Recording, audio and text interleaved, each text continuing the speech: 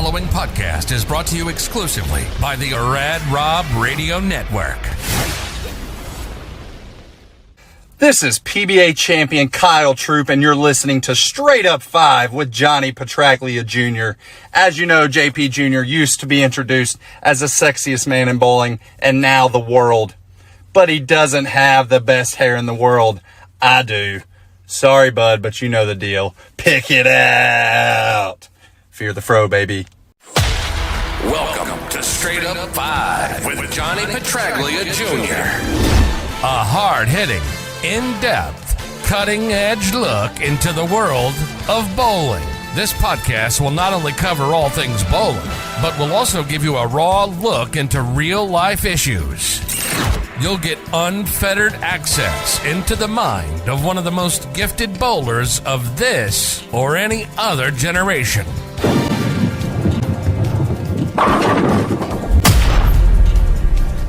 So without further ado, let's introduce you to the hosts of the show. Rad Rob Francois. Rad Rob Francois. Dr. Ocho. And the incomparable Johnny Petraglia Jr. Johnny Petraglia Jr. Hey guys, welcome back to Straight Up 5 with Johnny Petraglia Jr. I'm your host, Rad Rob Francois. Yes, I do. This is episode number 85, and we really don't have much to talk about, which is never a problem here because we always find something to talk about. But we also encourage you guys to give us some topics. Hello, Billy M. Hello, Nico. Welcome to the show, everybody. Johnny and Ocho will be here momentarily. I actually started before them because, trying to keep a schedule. And these guys are always fashionably late. So until they show up, I'm just going to sit here and do nothing.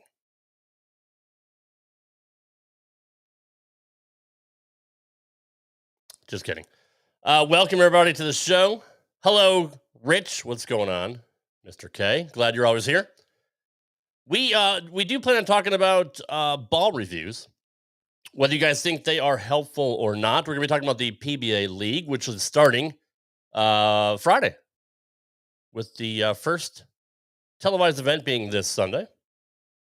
So, and we're always off the rails. So, we'll always find something to talk about. Granted, even though we do go off the rails, we still provide entertaining content for each and every one. Well, maybe not everyone. Maybe not the guy that complains about us cussing all the time. But, what are you going to do? Semantics. And if my special host, they're pretty special.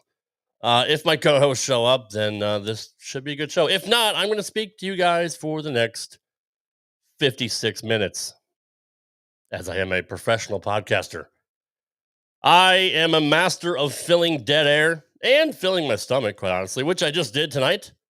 Before we went on the air, my wife and I and my daughter went out to the Olive Garden, our favorite place.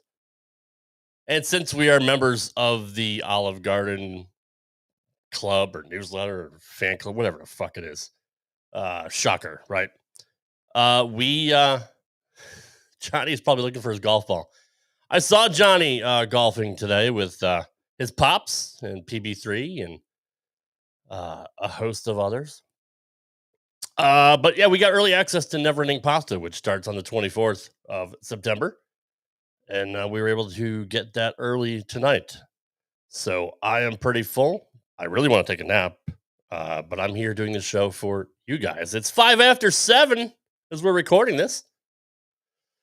And Johnny and Ocho are not here yet. Are they getting an alcoholic beverage? Probably Nico. Yeah, I wouldn't doubt it. We need to start like an over-under, like how many drinks Johnny's going to have by like halfway through the show, just to see if he gets hammered, just for funsies, just for shits and gigs. But we are still 20 strong here, regardless of the fact that I'm the only one here, as far as the personnel of the show. In any event, it's football season. I'm sure all of you saw what happened to poor Nick Chubb this past Monday on Monday Night Football, injuring the same exact knee that he injured in college when he played for Georgia. not good. They don't have an exact prognosis, but back then I believe he tore his ACL, MCL, and PCL, LTL, ABL, JBL, all his ligaments in the same knee, which is super unfortunate. Poor Nick Chubb. He may be done for the rest of his career. Who knows? He's 27 years old, and as you know, when you hit 30, running backs seem to go downhill. But this is not a football show. This is a bowling show. What's up, P-Cow? I have no idea why I just screamed at you, but what's up, dude? Our special co-hosts are here now. Sorry, guys. I'm trying to keep a schedule. You guys are always fashionably late. Joining us now live from Ochoville once again, as they are every single week. The man with the golden guns and the man with the golden, well, you can just use your own imagination. Dr. Ocho and the one and only sexiest man in the world, Johnny Petraglia Jr. Good evening, gentlemen. I took the liberty of starting the show without you. Thank you. And I filled a good solid 7 minutes. So Then cramping up already. Yeah. Well, that's good. That means that the first 7 minutes people can just skip on the replay, and now we can start. Yes, absolutely. Good to see you, gentlemen. Welcome to the show. Welcome to the show. Welcome to his show. Johnny, drinking coffee, or is it? We have an over/under of how many drinks you're going to have before the show's over. Yeah. Hopefully it's keep low. them guessing. Keep them guessing. Yeah, keep them guessing. No, this is actually coffee. I've done enough drinking the last few days to feed probably a small army, and I'm taking it. Body's finally like, you know what? It's time to drink something different. So it's been water and coffee for pretty much the last few hours. Good for you. I saw you golfing today with your pops and PB3 and a host of others. JD was there, and Yesterday. Well, I played in a golf outing with Dad and Parker yesterday, and then it was yesterday. Sorry. But no, you were right. I also got out on the course today with JD, Jeff, Okay. and that was a fun day. I actually broke 40 on the front nine today. Whoa. For my second time in my life, shot 39 on the front. I think I Three shot over? Yeah. Wound up shooting 85 for the round, so pretty good. What's up, Bob? Good to see you, dude. That's the guy that won the tournament Yep. against you. Yeah. Congrats on the win. What's up, Nick, my teammate? Good to see everybody piling in here. Nico, Well, Ryan. now, should we do a total between him and I, or just a total on him? Because I could probably skew that stat to where I win the wager. Just saying, because one of us will always pick up the slack. True. Ocho, while you're here, I was talking about poor Nick Chubb from the Cleveland Browns. He's probably done for his career. Being that you are a doctor, it looks like the same injury that he had in college. It's worse than the injury he had in college. They haven't even discussed what happened. I got to figure he had arterial damage. They haven't released the actual prognosis other than he's got ligament damage. I think they really don't know until they get in there, because it was that look, they purposely didn't show it. People remember the Joe Theismann injury on Monday Night Football with LT when he runs on the that looked like getting a splinter compared to this. In 1994, Monday Night Football, Raiders versus 49ers, the day that Jerry Rice broke the NFL touchdown record. And Joe Starkey was like, Highway 101. Well, during that game, Raider running back Napoleon McCallum was stuffed behind, like right at the pile, and somebody grabbed his leg and he tried to twist out of it, and his leg literally spun backwards. Oh, God. That was one of the worst, and they don't show it much. Yeah. Somebody, you guys go ahead, look up Napoleon McCallum leg, and it'll come up, and you're going to cringe. No thanks. And I still only thank you. saw the Nick Chubb injury because I was talking about it, and the phone follows you. You know that. The Instagram put the video up, and I turned away. I do feel bad for the guy. 27 years old, best running back in the league, second round pick, and he's their franchise. He would have been there. He was supposed to be their franchise. Yep. And it's shameful. It's a shame. And how classy are the Steeler fans? At least chant his name and not boo him like Philly fans would have. But more than that. So here's what's going on. He's going to miss. I don't want to say that because with medical advances nowadays, freaking Rod Woodson came back in 95 from a torn ACL in the same season. What they can do, who knows? But he did some major damage. He will not play next year. No way, no how. Yeah. He may not play the following year. They have to, and if they do have to do like reconstruction, as far as adding parts, that no longer work, then he's done for his career. Yeah. And you can get hurt on grass just like you can get hurt on field turf. So.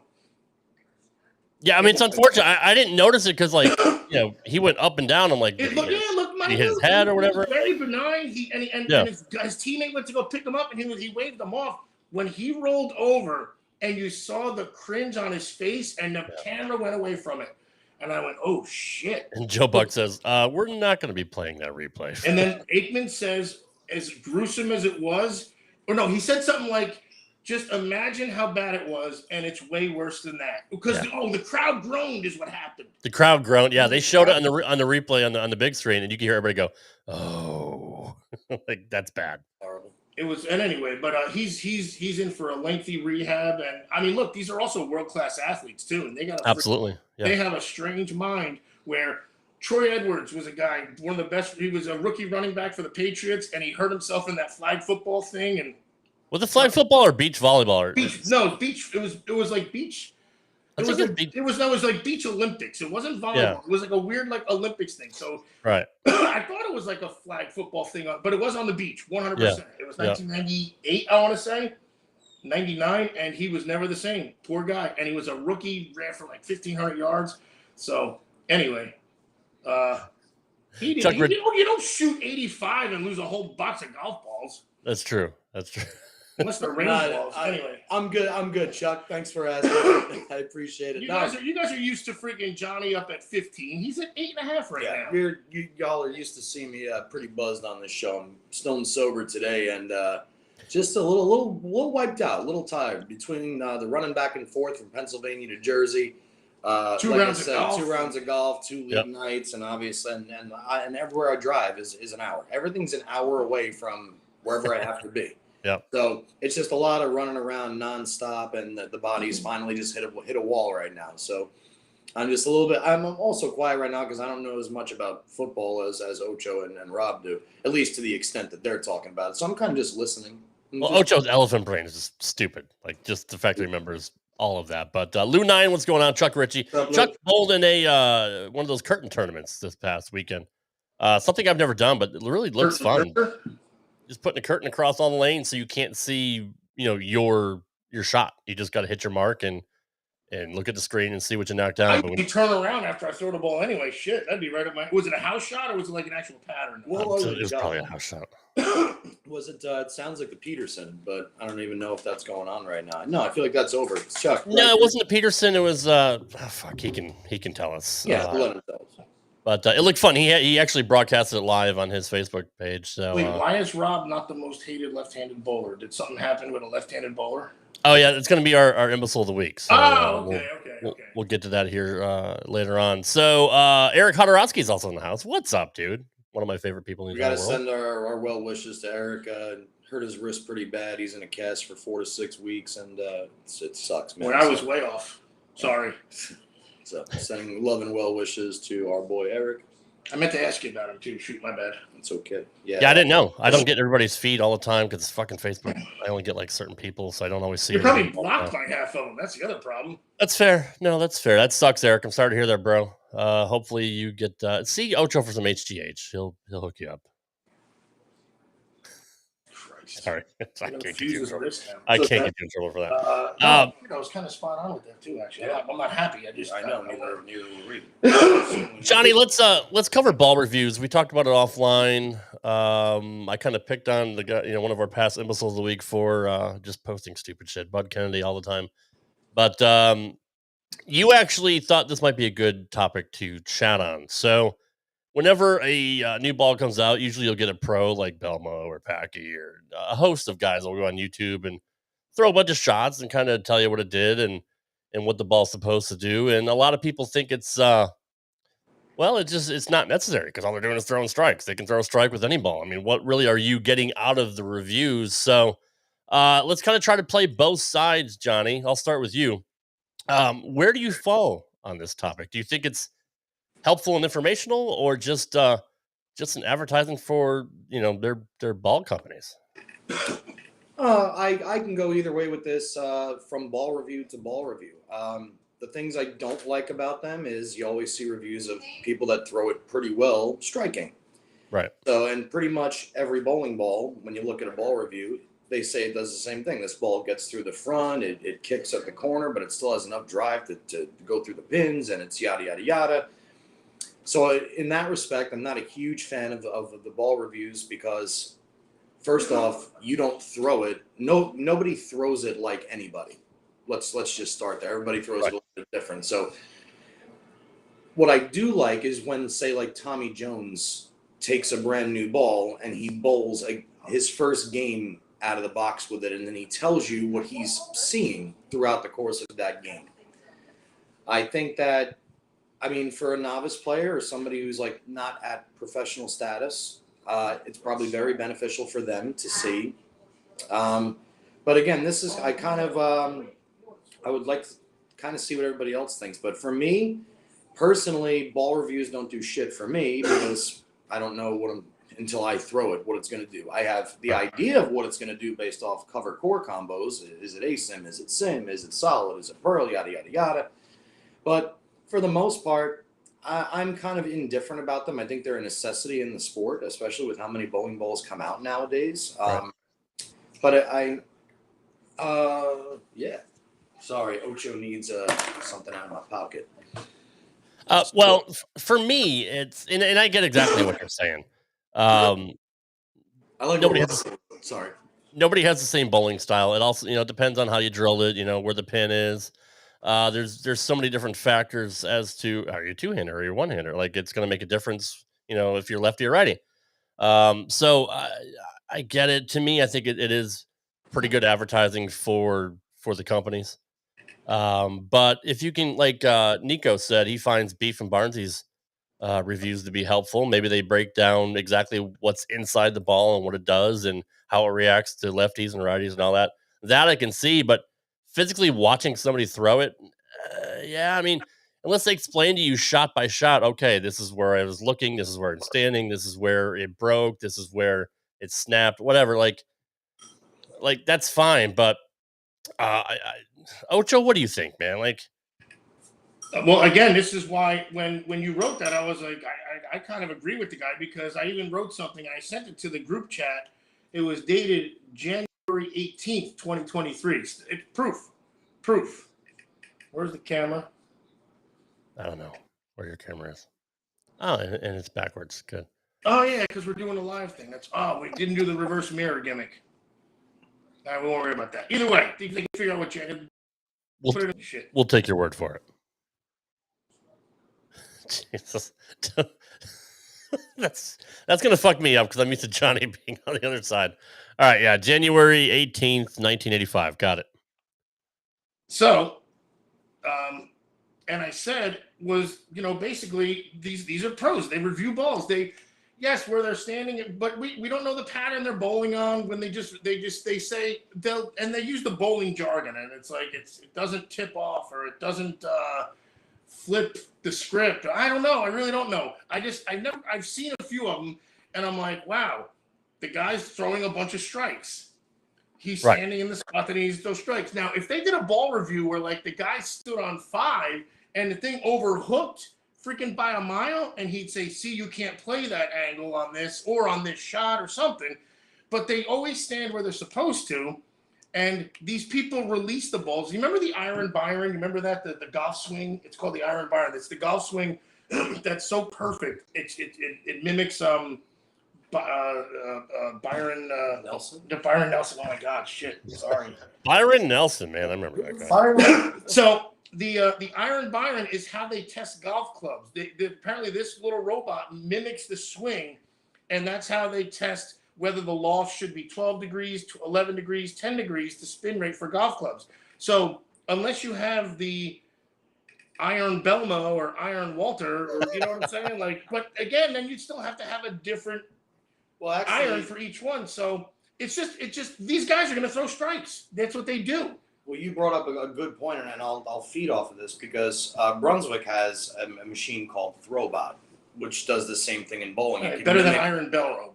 That's good. It can mimic any bowler throwing a bowling ball. So, like Radical in their ball videos is they'll create 4 different avatars. So like they'll have Katie Carey, and then they'll have Keanu Reeves, and then they'll have, Joe Bowler, and it'll say this person's speed is 14 miles an hour. This is mimicking somebody who throws at 14 with a sub 200 rev rate. Ted Stryker. Or this guy's got a 600 rev rate, and this is 20 miles an hour.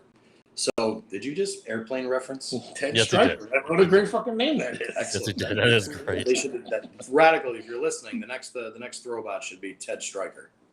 Just like the ladies in Legend should have been called the Viagra Vaginas. Here. Agree. Go. But like you see, that's the machines like that.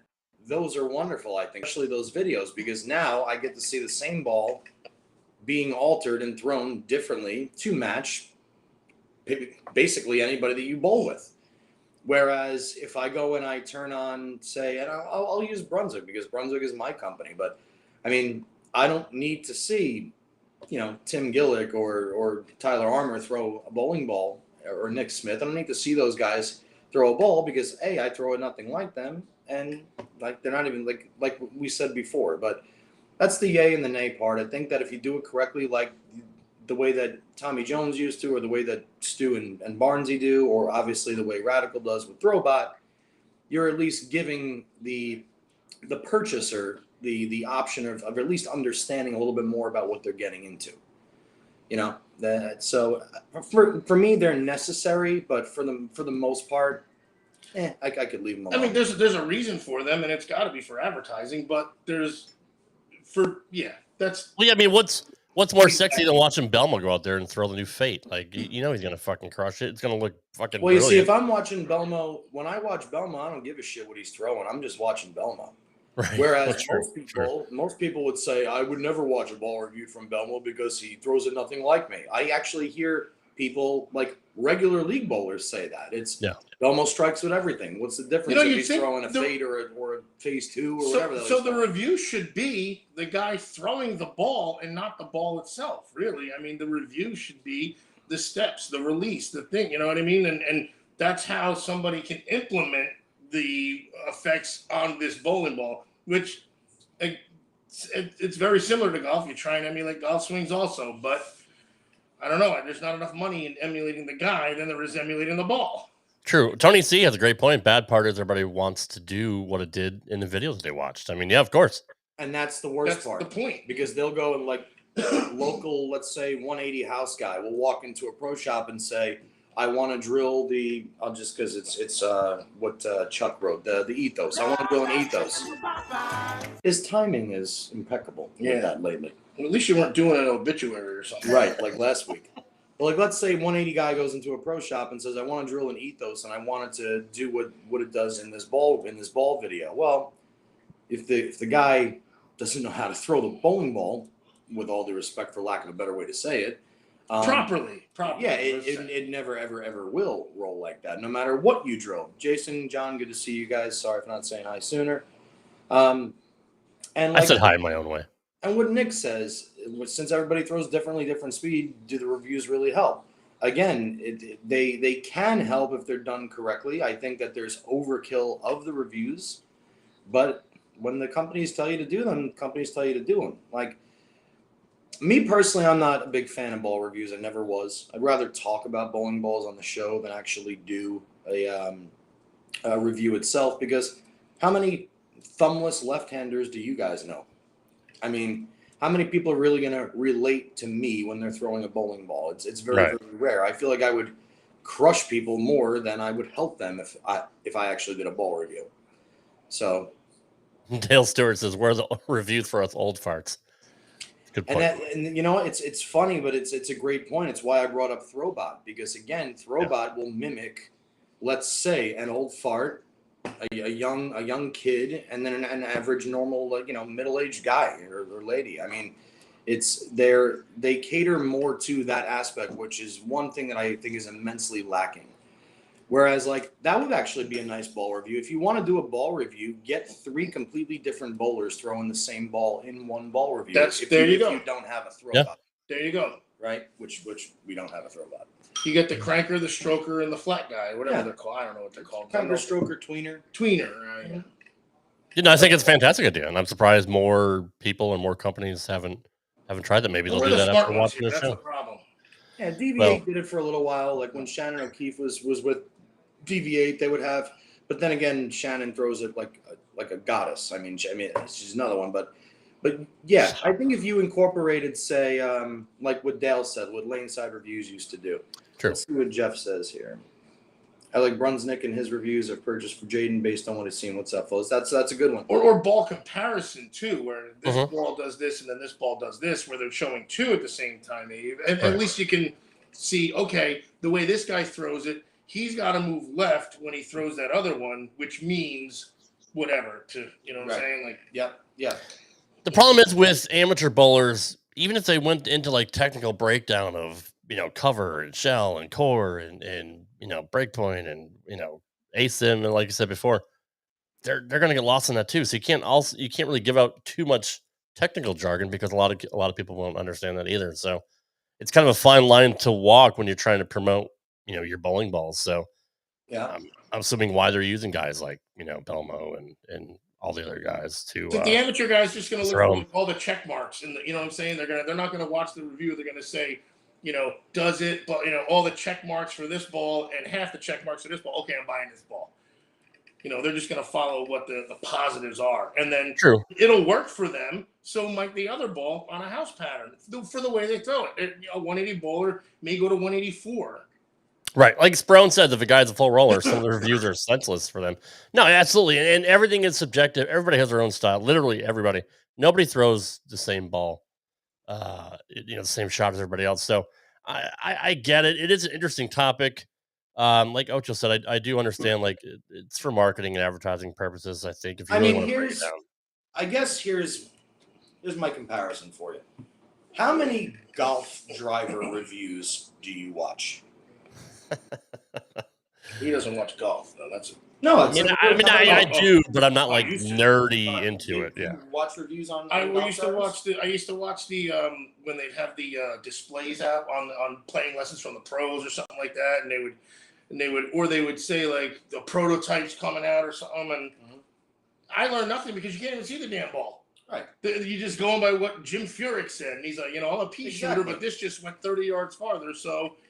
And then he still doesn't put it in his bag the next round. Right, and not to mention, I don't know what kind of shaft is on there, how many grams is it flex, where's is it the extra pitch stiff? or the kick? I think they What's call it. what's the wind speed? Walk on it, Yeah. what's the CCs on the head? Like I don't know any of that, and I need to touch it. I Real need quick, to feel are they it. there's no more 460s it, right? I think so. That's okay. So that's been a while, and that's me. I'm tactile. If I go to Dick's Sporting Goods and I'm playing at Dick's with golf clubs, no, then that's where then you see how it lies in your hand. You see the pitch. You see the lie, the loft, and so yeah, they're useless. I just watch them because I was freaking so obsessed with golf for about 8 years that that's all that mattered. Yeah, I kind of want to walk my statement back a little bit. The house hacks aren't going to know what's going on. There are a lot of smart amateur bowlers out there, so I'm not going to discredit everybody when it comes to not knowing all the insides and outsides and technical stuff. But Chuck Ritchie is right. Like most league bowlers are going to see that and stare at the screen and be like, "What the fuck is a .53 diff going to do?" So, and I read a lot of the Some are going to forums. use it as the excuse and say, "Oh, this ball's got a .053 diff excuse, and I'm playing up 10, and I should have been playing up 8, and some guy burnt up my lane." And This is a good thought here. So like again, these are all guys that do ball reviews correctly. But the most important thing that was just written here is that you have a pro shop operator that knows what your access point is. Exactly. Right. Because 9 times out of 10, if you see the pin above the bridge in the ball video, you're going to go in there and say, "Oh, well, the pin was above the bridge, so I want it there too." Yeah, but if your access point is 4 inches over and his was 5.5, that pin above the bridge is a completely different layout, even though it may look the same to the eye. But so it is very, very important that even if you do your own research with the ball reviews, make sure you have a pro shop operator that A, knows what they are doing, and B, knows your access point. for the amateurs. And that's a fantastic point. That's a great point they brought up. I can't pronounce your first name. I don't want to butcher it. If it's Elge, Eli. So El for the Jacquino. amateurs, it's El DeBarge from Last Dragon. For the amateurs, where exactly is the bridge? But no, they're absolutely right. It does come down to your pro shop operator, and that's the most important person that you have in your arsenal. Hang on, Rob, real quick. We have an amateur question by somebody in the chat who just telepathically sent it to me. Where exactly is the bridge on the bowling ball there, JP? The bridge is like above the bridge, below the bridge. Yeah, when you say above or below the bridge, you're talking about where the finger holes are drilled. That exact spot is the bridge. Mm-hmm. Oh, the bridge is the LJ. Very good. Thank you, LJ, for deciphering your name for me. I'm halfway literate. Never ever LJ DeBars. I love the name of the night. Jeff Skyer's in the house. The Hype is an all right ball review. He's been comparing Bob versus SPI equipment. However, he sprays the lane, so it's tough to watch. Yeah. Again, there's so many different bowlers, and they're going to throw it so many different ways. It's almost impossible to try to line it up unless there's somebody that's similar to your style, or even the same hand as you, for Christ's sakes. Bear's in the house. What's going on, Bear? Russell Yap's in the house. What's going on, everybody? Good to see the regulars and some new people here tonight. Bridges over troubled water. That's Sperone. I love you, Sperone, so much. He's such a good guy. He doesn't like to show it, but he always messages me privately and tells me that I'm the sexiest man on the show. But that's a different story. He's one of one. No question. Let's talk about the PBA League since it's starting this Friday, actually. Johnny, what are your early predictions this season? Are there any teams in particular you think may be standouts? Are you just looking forward to watching it, or are you not going to be watching it? Like, where do you stand on the PBA League coming up this fall? I mean, obviously, I'm partial to the Waco Wonders, being that Dad's the coach. Of course. But, to tell you the truth, it's been so long since we did our show where they had the draft. I don't even remember who's on what team or where I remember ranking them and saying who I thought the powerhouse team was. But for some reason, I can't remember who I said it was. I remember it. I think I'm sorry. I don't remember. I do. I don't know what that means. I can throw it up on the screen, Johnny. That sounds a little refresher. Make sure my Pornhub is closed here. Hold on 1 second. Window, the League. The League is a fantastic show, by the way. Animal Lover is closed also, please. Have you guys ever seen The League? It's a fantastic show. No, I have not. Really? Fantasy football show? No. Yeah. It's amazing. Fantasy football. Oh, it's so good, dude. It's so good. It doesn't matter, dude. It started in like 09, but dude, it's so good. Just get on. I'll let you steal it on my networks. I don't care. There you go. So good. Oh, you expect me to read that? Hang on a second. All right. Yeah, sorry. I can make it bigger if you want here. No, I need. Johnny. He's beautiful, but he's not that bright sometimes. Obviously, he hit the wrong button and he bounced. Hold on, let me get you back in here. Okay, old All man right. Johnny, can you got your spectacles, Johnny? Are we here? Hello? Yeah, can you hear us? Yes, I can hear you. There we go. All right. Well, we're not. We're just read it. Just tell us who's on what. You seriously can't see it? That's fine. I can see it. Hang on. Oh, here, full screen it. Here we go. I think it's Ocho's user error. I'll just leave it alone. I will. All right. Let me just get in here so I can actually see this. The Chicago, let's see. And I can't see the teams on the bottom.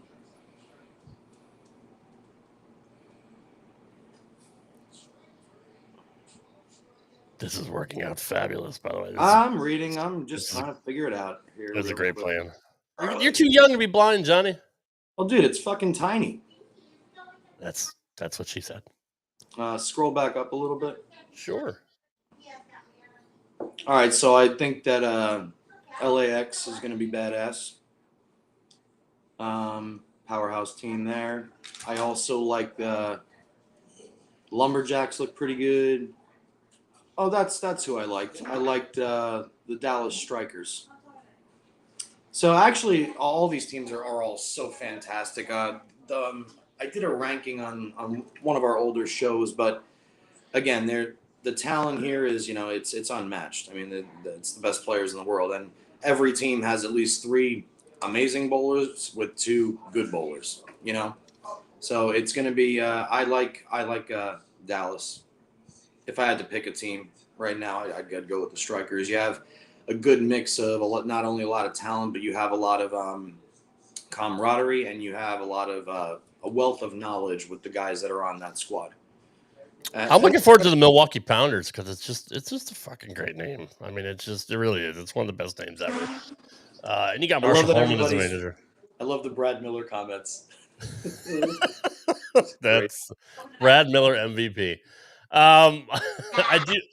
I mean, you can't beat the Motown Muscle, right? You got EJ and Simo on the same fucking team. Like, yeah, I liked that one too. Obviously, it's hard to skip over those two guys, but again, a team is comprised of 5. So what I was actually trying to do, hi Val, what I was trying to do was look at the guys who weren't the powerhouses and see how good, compared to the powerhouses of those teams. So, yeah. Okay, well, in fairness, then you got the New York City Kingpins. You got Marshall Kent, you got Darren Tang, Kyle Sherman, Hackey, and Michael Tang. I mean, that's a well-balanced team, in my opinion.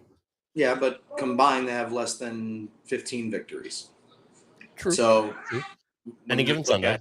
When you look at the Strikers, or you look at the Simo and EJ team, or you look at LAX, there's a lot more titles than. So, like, even though those guys may be young guns and all that, when you actually, that team, I would probably put, unfortunately, because I love Marshall to death, but I actually put them way low on the totem pole as far as, yeah. Okay. Again, it's fair. It's a biased opinion. Right. Thanks, John Daniel. You got the LA Strikers. You got Belmo and Buttriff, Stu Williams, Kevin McCune, Thomas Larson. I mean, look, it's an all-star league, obviously. Of course. And any given Sunday, you never know what can happen. So, exactly. And in that place, which, by the way, I've never seen Carl Buckley in here before. Carl, thanks for coming on to the show, and I'll make sure to catch that message that you sent me. I'm sorry if you did send it and I missed it. A lot of times my Facebook Messenger gets pretty full and I miss some stuff. So yeah, it does. I apologize. And yes, welcome to the show, Carl. Good to see you. JD, what's up, buddy? Valerie is also in the house. Our regulars here. I love seeing new people too every week. It's absolutely. It's great. It's awesome. It is awesome. So starting Friday, they're going to have their first practice session, and then Saturday they're going to have their league seating round. They had the BOPO Pro-Am dinner. That's not easy to say at all. And then their BOPO Pro-Am is at 6. More practice Saturday night, and then Sunday you have the national championship clash on FS1, which is taped to air. So they're taping it Sunday. It'll air on October 1st on FS1. So we'll already know the results by then. So if you don't want any spoilers and you just want to watch the telecast, you're going to have to wait till October 1st. Yeah, I mean, it starts soon. Was this always in the fall? I honestly didn't watch it last year. I thought it was a summer thing at one point, but has it always been the same time of year, Johnny, to your knowledge? I actually forgot what I had for dinner last night. So you're that's fair. Person. I don't know if it's somebody in the chat knows the answers to that. I honestly don't know. No, that's I fine. know that I would assume it's going to be like still kind of beautiful, even though we're getting, it's Maine. Obviously, it's going to be a little. Okay, then yes, I feel like. Yep. Thanks, Nico. It was in July, because I remember them sitting on the rooftop. Yeah, that's what I thought. I could have sworn it was summertime. So yeah, I don't know why that rang a bell. But Jeff Cox, what's up, buddy?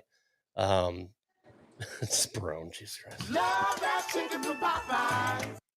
I did not have Popeyes tonight, Sperone. I had Olive Garden, actually. Early access for Never Ending Pasta. I'm super excited for that, Johnny. Let's see Tammy's question. Tammy says, I have a question. Justin has just started on a league pattern, on a challenge pattern league, and wanted to know what's the difference between the sports shot and challenge shot. To my understanding, they're both. A challenge shot is still a sports shot. The ratio of oil may be a little bit different. So, for instance, let's say a standard house shot, the ratio of oil is 15-1. And what I mean by that is the middle of the lane will have, say, 15, the number 15, and then it sinks down to the 1. That's why everybody strikes on a house shot because there's just this cliff of oil in the middle of the lane and the ball funnels from the dryer boards on the outside. Most sport shots, you'll see the ratios drop significantly. It'll go to like say 3-1. Sometimes like the really treacherous patterns are 1-1 ratios. We had Greg Tack on here. You know, he's got some of the most treacherous sport shots or challenge shots there are. But to the best of my knowledge, a sport shot and a challenge shot, the only thing that really separates that would probably be whatever that ratio or whatever that standard number is. What's up, Jerry? Jerry, you could actually probably answer that while you're over there. Do you know what designates something a challenge shot as opposed to a sport shot, or is it just a pretty name to call it something different? But yeah, so that was a great question. Oh yeah, and by the way, I didn't mention this last week either. The bowling world lost a fantastic person, and I'm sorry that I didn't take the time to rest in peace to Dave Owen. I mean, absolutely. Anybody that knew Dave, one of the greatest men there was, loved drinking his Coke with a shitload of ice, and there was always the absolute best fitting balls I've ever had drilled for me on top of it. So we're all gonna miss you, Dave. So yeah, that's real quick. That's a tough loss. I think Mike Val posted that last week as well. So yeah, that was a tough hit. So did you mention earlier you're bowling 2 nights a week now, Johnny? Yeah, so I bowl Monday nights at Howell Lanes. One of my teammates, Nick D'Ambrosio, was in the chat a little bit earlier. Oh, there you go. See what Jerry wrote? Tammy, we're going to put up Jerry Marr's correct answer, because I go to him for this stuff like that. Absolutely.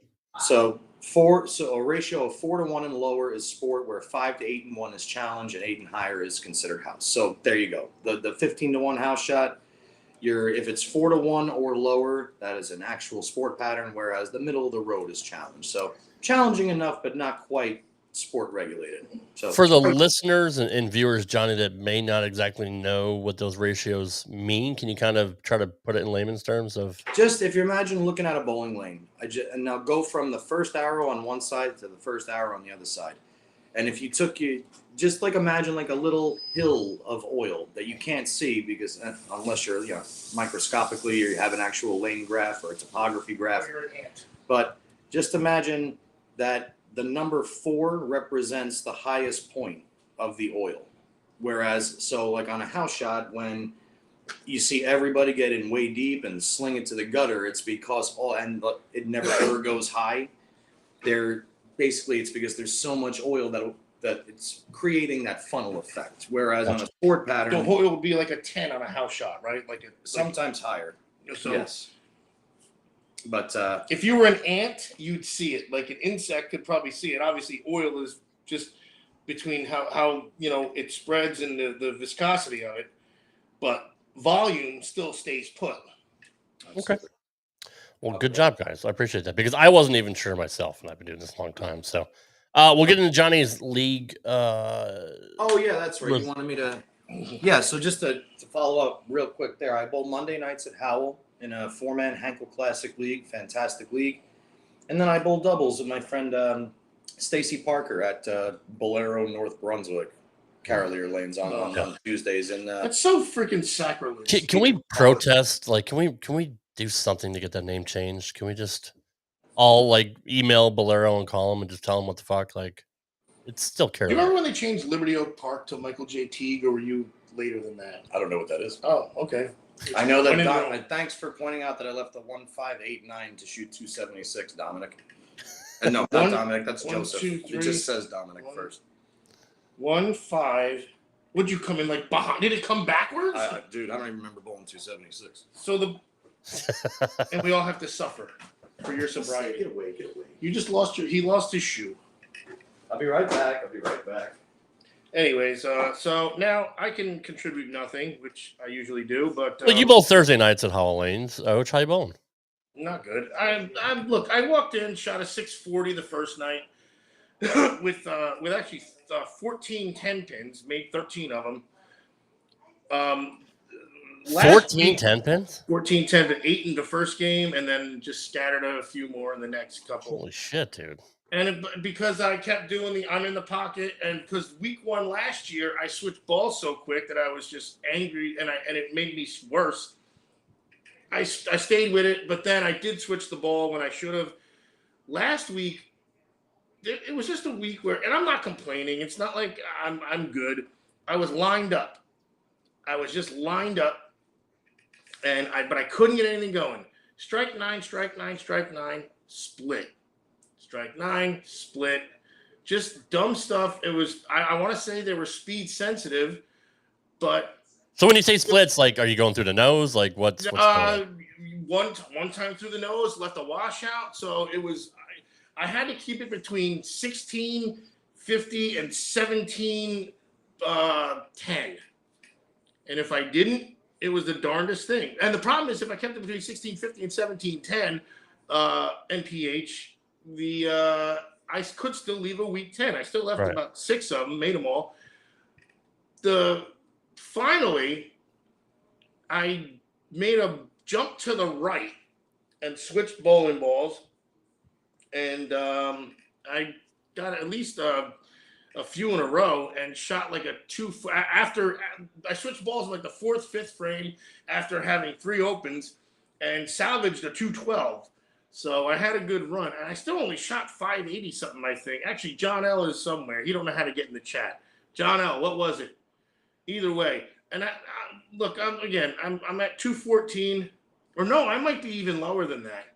I think I was 216 last year, and I think I was way lower this past year. Shit, I don't remember. But it's still, we took 5, and that's what's important. And I don't want a high average because I'm not good. So for me to come in, look, 640 is to carry my average just about. Right. I'm not a good bowler. It's that simple. I want you back up to 219. I want you back up to 219. What's that? I want you back up to 219. I think I lied. Did I ever say 219? I think you did like a couple years ago. ago. I would have never said that. I was up to 217 a couple 217. years ago. I'm sorry, you're right. 217. That was. But I wound up finishing at Oh no. Yeah, I wound up finishing at 216. Gotcha. Okay. That was before we did the show. Oh, but then when time we started doing the show, I got to use that as my average. That's right. That's right. Now 214. No, yeah, it's 214. Whatever. It doesn't matter. I was going to ask you a stupid question, like, what are you actually throwing for equipment? But I don't think you know, do you? It's the same ones. The purple one and the orange. I got the purple one. I got the blue one, and then the green one. Now I know one's a wrecker because I remember him saying, because here's where I got total recall. He said, and I never used it. He goes, sand your wrecker with whatever. I don't know. I grabbed some sandpaper in the basement. I don't know what I was doing. And then he goes, you'll shoot 7. And I shot 695. That's hilarious. It was like 698, something stupid. And I was like, no way. It really worked. And then that became a ball I started using all the time. I do remember that one night we were talking about our equipment, and you told him what color it was or whatever. Like, and no, that was the disc. That was he the nailed ball it to a fucking T. And it was something. It's orange and it's got like yellow outline, and he nailed it. I ran out to the garage or the car, right? And I grabbed it and I showed it up to the camera. That's hilarious. Like look, my Steelers score messaging thing is nothing compared to that. Speaking of which, I'm a little pissed off at the Steelers because I told you guys I was the defense up 15 points and I had to play Pittsburgh defense. And the week before when the Steelers lost, I went in our chat and talked shit about the Steelers, and then karma came back and got me. Well, they're not good. And as a matter of fact, they still weren't that good. They just got lucky that Nick Chubb's leg bent in 5.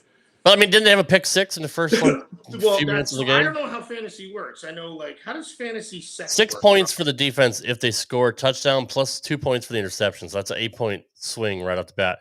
You get 10 points to start, and then you add points, whether you get picks or fumbles or touchdowns, and you take away points if you let the opposing team score. So right off the bat, they had 16 points, and I'm like, fuck me, I'm already losing like in the first minute of the game. So what is a fantasy sex life like? Can you have scoring for that or no? You have to ask my wife. She has her own team too. Yeah, she wins every year, I bet. So if I take her, that's guaranteed money.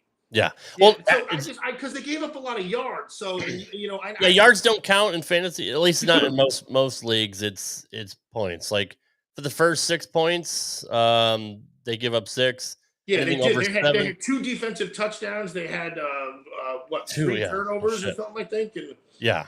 I mean, if you had T.J. Watt and Alex Highsmith on their own, they won the game. I assume.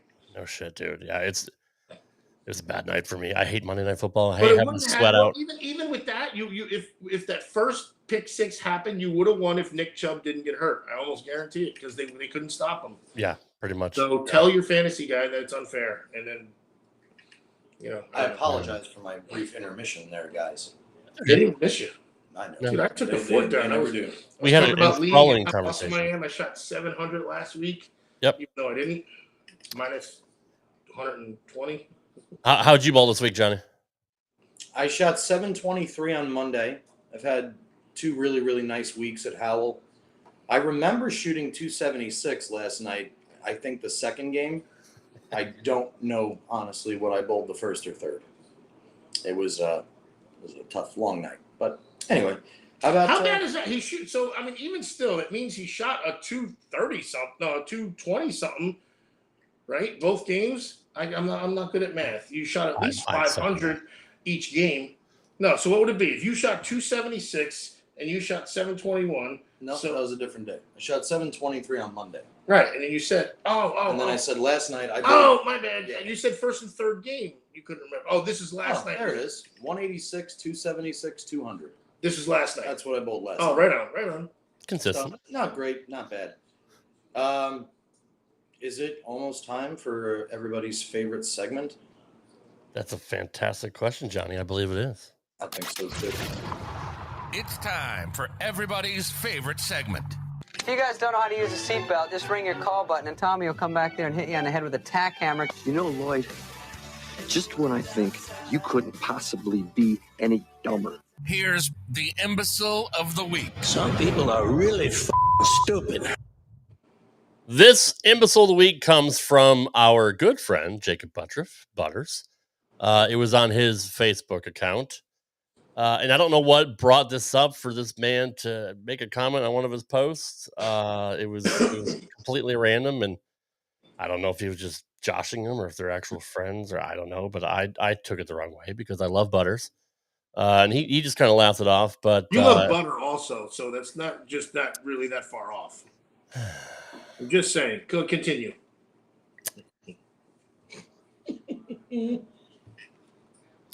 Bill Keegan, which I swear to God, he may.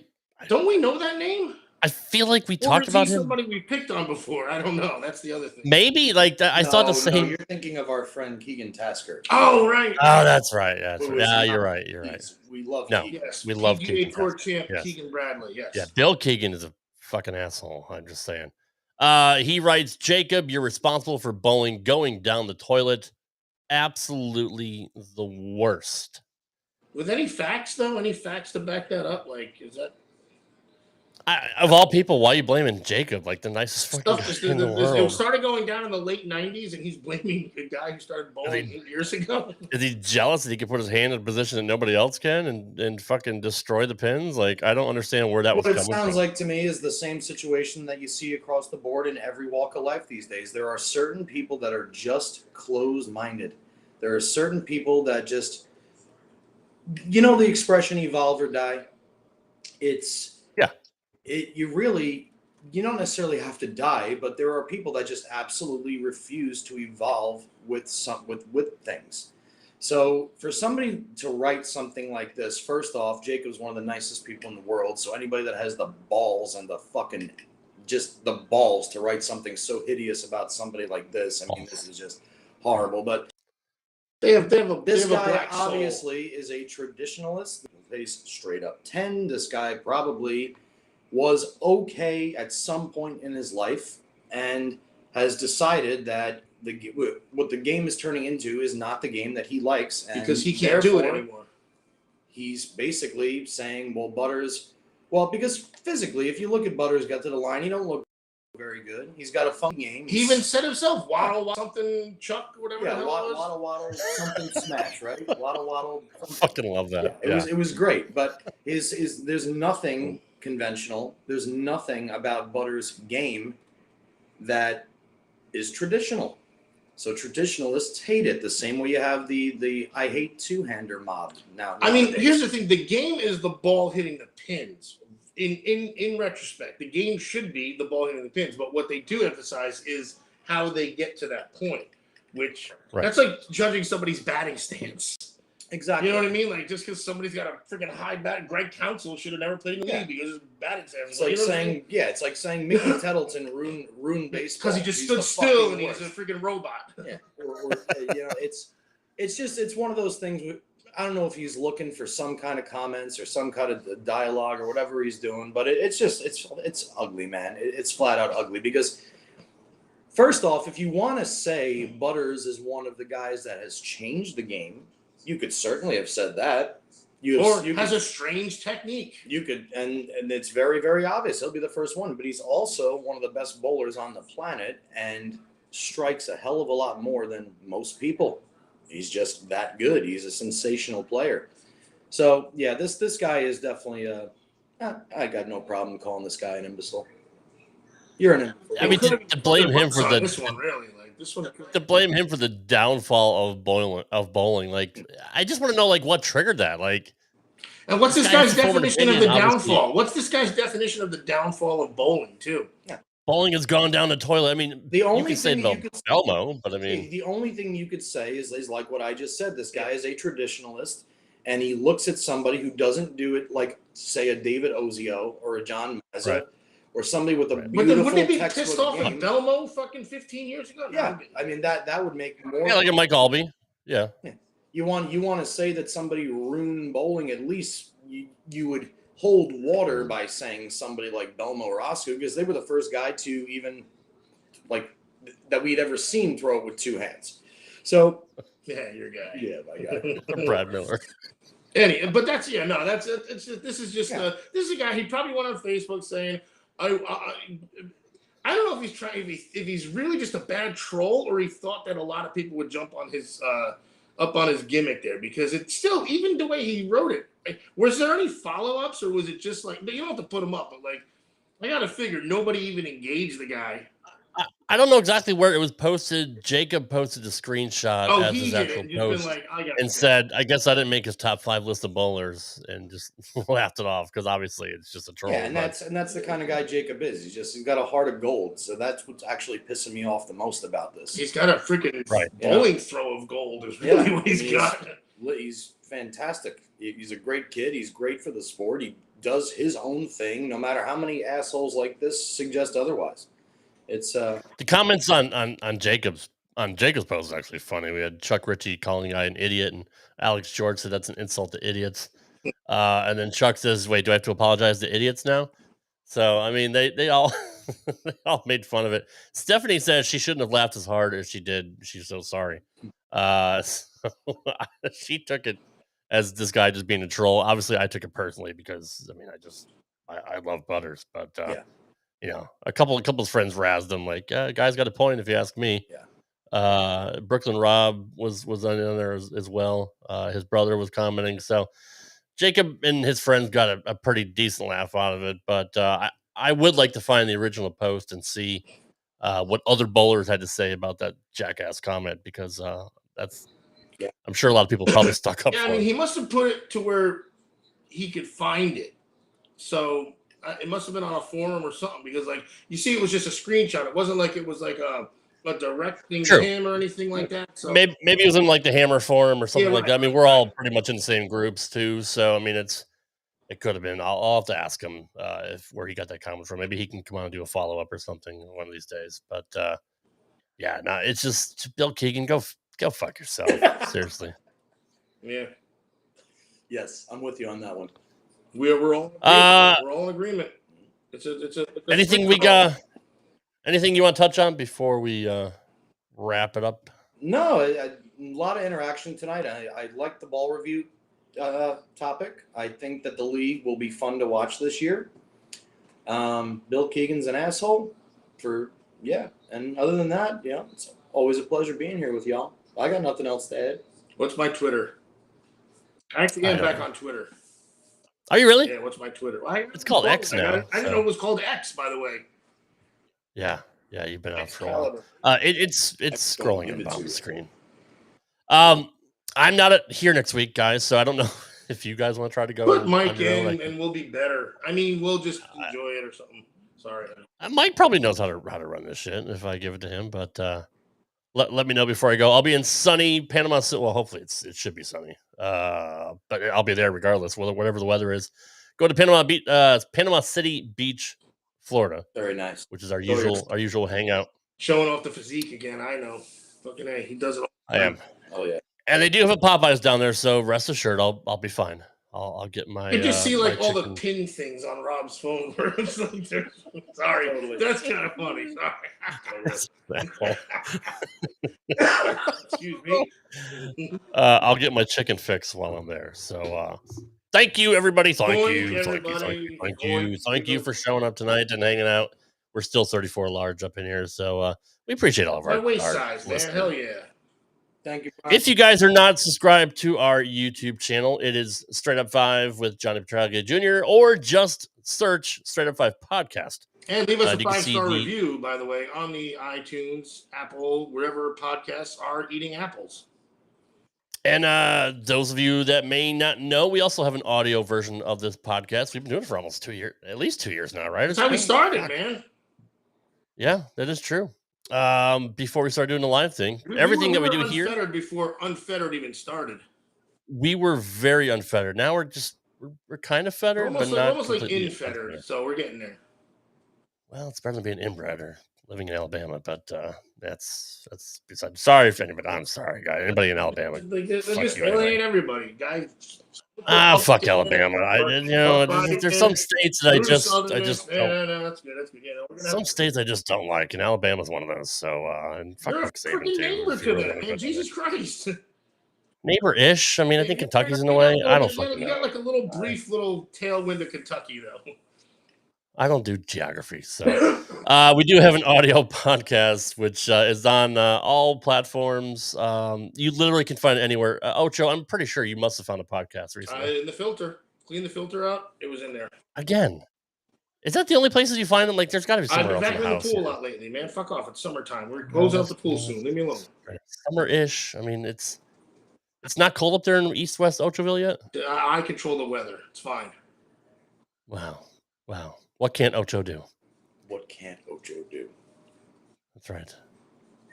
We love you guys. Look good. That's for damn sure. They may see you next week. I'm not sure, but I won't. But in any event, thank you so much. Like a roller Everyone have a coaster good right here. Love you guys.